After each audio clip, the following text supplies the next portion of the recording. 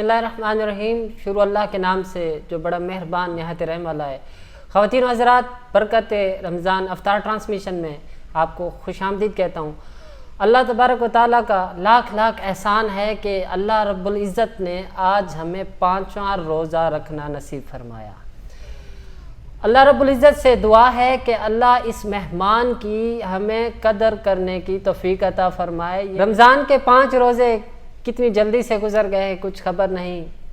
اللہ تعالیٰ ہمیں اس کی قدر اور اس نعمت کا شکر ادا کرنے کی توفیق عطا فرمائے۔ خواتین و حضرات، چلتے ہیں پہلے سیگمنٹ کی طرف۔ میں اپنے پروگرام کا آغاز باقاعدہ تلاوت کلام سے شروع کروں گا، جس کی سعادت حافظ ثناء اللہ اقبال حاصل کریں گے۔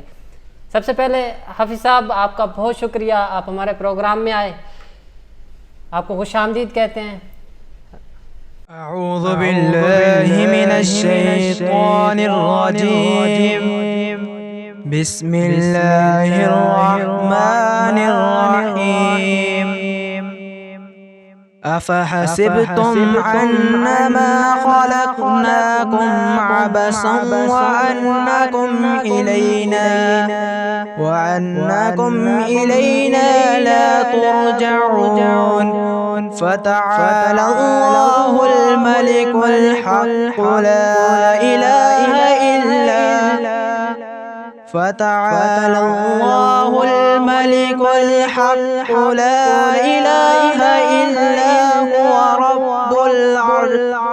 رب العرش الكريم، ومن يدعو مع الله إلها آخر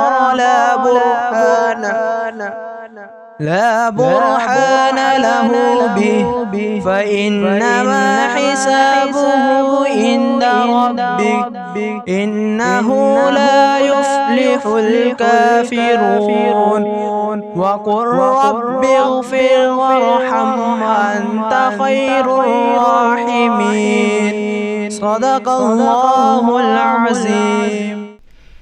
جزاک اللہ۔ تلاوت کلام پاک کی سعادت حاصل کر رہے تھے حافظ ثناء اللہ۔ اب ہم دعوت دیں گے حافظ مبشر کو کہ وہ نعت رسول مقبول صلی اللہ علیہ وآلہ وسلم پیش کریں۔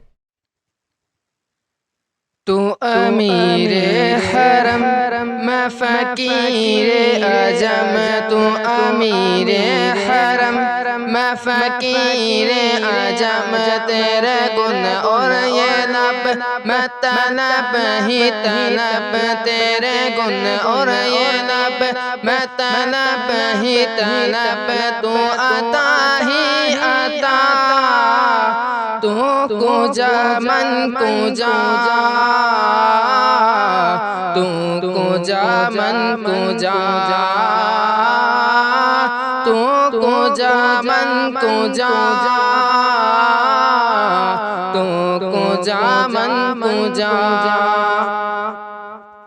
تو حقیقت ہے میں صرف احساس ہوں، تو حقیقت ہے میں صرف احساس ہوں، تو سمندر میں بھٹکی ہوئی پیاس ہوں، تو سمندر میں بھٹکی ہوئی پیاس ہوں، میرا گھر خاک پر اور تیری راہ گزر، میرا گھر خاک پر اور تیری راہ گزر، سدرۃ المنتہا، تو کجا من کجا، تو کجا من کجا، تو کجا من کجا، تو کہاں میں کہاں، تو کجا من کجا، تو کجا من کجا۔ سبحان اللہ۔ نعت رسول مقبول صلی اللہ علیہ وآلہ وسلم کی سعادت حاصل کر رہے تھے حافظ مبشر۔ خواتین و حضرات، وقت ہوا ہے بریک کا، بریک کے بعد واپس آتے ہیں۔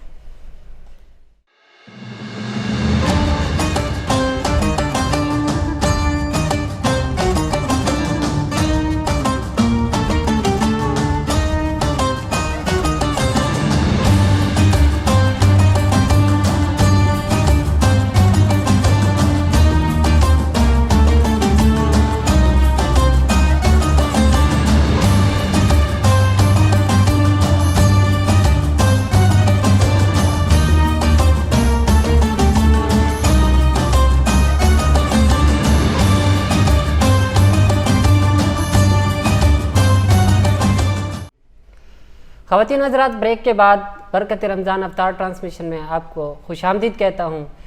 غیب سے کچھ ایسا انتظام کر دے، غیب سے کچھ ایسا انتظام کر دے، رمضان میں مدینے کا مہمان کر دے۔ خواتین حضرات، وقت ہوا ہے، علامہ صاحب کی طرف چلیں گے، سوال و جواب کا بھی سلسلہ شروع ہوگا۔ خواتین حضرات، وقت ہوا ہے اگلے سیگمنٹ کا، علامہ صاحب کی طرف بڑھتے ہیں۔ علامہ صاحب، سب سے پہلے تو آپ کو خوش آمدید کہتا ہوں، آپ ہمارے سیٹ پر ایک بار پھر سے تشریف لائے، آپ کا بہت بہت شکریہ۔ سوال کی طرف آؤں گا۔ انبیاء کرام میں سے حضرت یوسف علیہ السلام کا مختصر سا واقعہ بیان فرما دیجیے۔ بسم اللہ الرحمن الرحیم۔ حضرت یوسف علیہ السلام حضرت یعقوب علیہ السلام کے بیٹے ہیں۔ حضرت یوسف علیہ السلام کے اور بھی 11 بھائی تھے، لیکن حضرت یعقوب علیہ السلام کو حضرت یوسف علیہ السلام سے زیادہ محبت تھی۔ یہ بات ان کے بھائیوں کو زیادہ اچھی نہیں لگتی تھی، تو اس لیے انہوں نے یہ منصوبہ بنایا کہ یوسف علیہ السلام کو قتل کر دیا جائے، یا انہیں گم کر دیا جائے، یا انہیں جنگل میں چھوڑا جائے۔ تو وہ حضرت یوسف علیہ السلام کے خلاف سازشیں کرنے لگے۔ ایک دن انہوں نے اپنے والد سے کہا، یعنی کہ حضرت یعقوب علیہ السلام سے کہا کہ ہم جنگل میں سیر کی طرف جا رہے ہیں شکار کرنے کے لیے، ہم یوسف علیہ السلام کو بھی ساتھ لے کر جائیں گے۔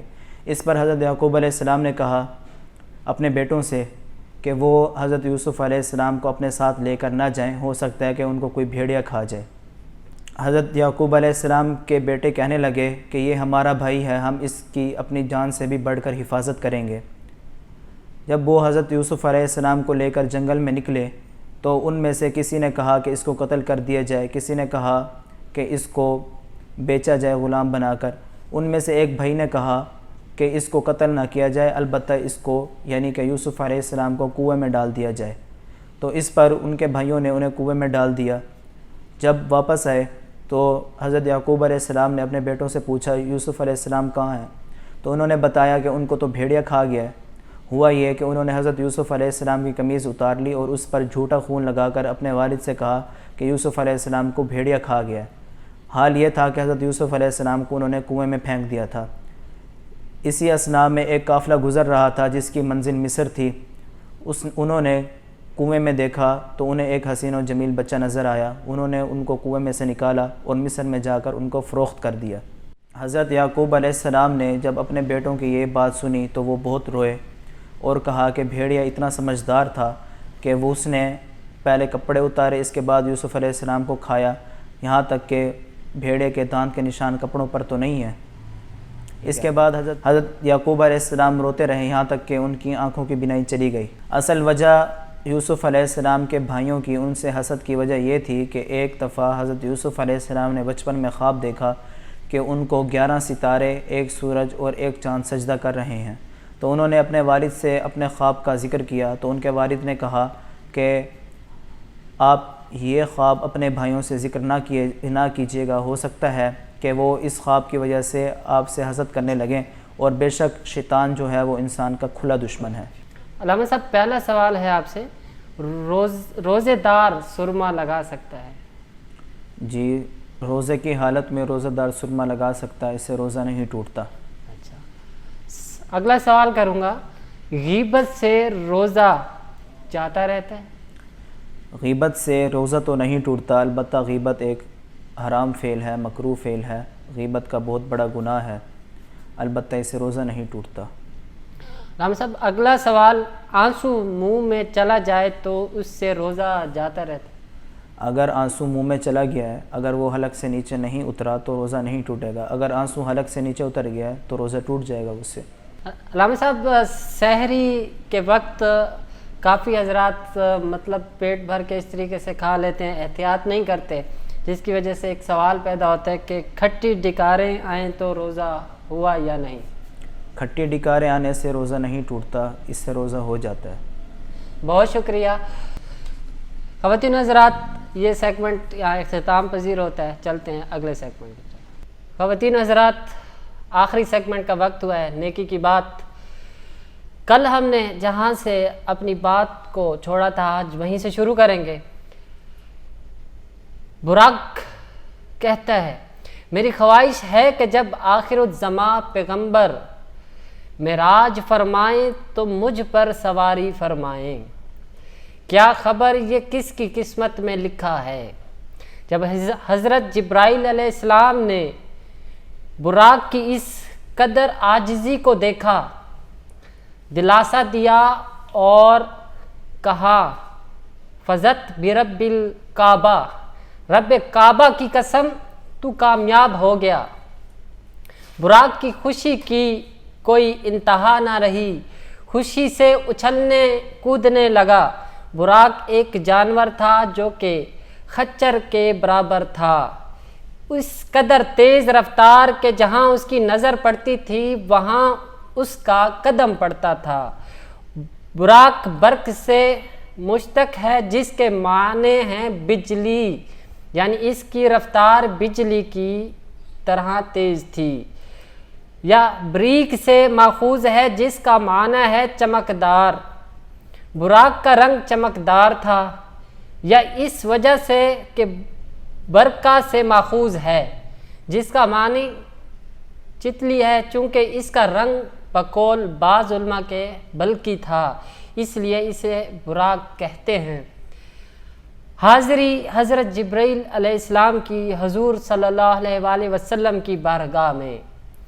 حضرت جبرائیل علیہ السلام حضور صلی اللہ علیہ وسلم کی بارگاہ میں براق لے کر اور 70,000 فرشتوں کو لے کر حاضر ہوتے ہیں۔ فرمایا جبرائیل آج اکیلے نہ جاؤ، 70,000 فرشتوں کا نوری جلوس ساتھ لے کر جاؤ۔ خواتین و حضرات، کل یہیں سے نیکی کی بات شروع کریں گے۔ آپ سب کا کمنٹس کرنے کا بہت شکریہ۔ اگر آپ ہمارے چینل پر نئے ہیں تو ہمارے چینل کو سبسکرائب کریں، لائک کریں اور اپنے دوستوں کے ساتھ ضرور شیئر کریں، اور کمنٹس سیکشن میں اپنی قیمتی آراء سے ضرور ہمیں آگاہ کیا کریں تاکہ ہماری حوصلہ افزائی ہو سکے اور ہم اپنے سیگمنٹ کو مزید بہتر بنا سکیں۔ مجھے اور میری ٹیم کو اجازت دیجیے، زندگی رہی تو کل چھٹے روزے سے جو ہے اپنا سیگمنٹ سٹارٹ کریں گے۔ اللہ بلغ العلا بکمالہ کشفت تجا بجمالہ حسنت جمیع خصالہ صلوا علیہ وآلہ صلوا علیہ وآلہ صلوا علیہ وآلہ بلغ العلا بکمالہ کشف تجا بجمالہ حسنت جمیع خصالہ صلوا علیہ وآلہ صلوا علیہ وآلہ۔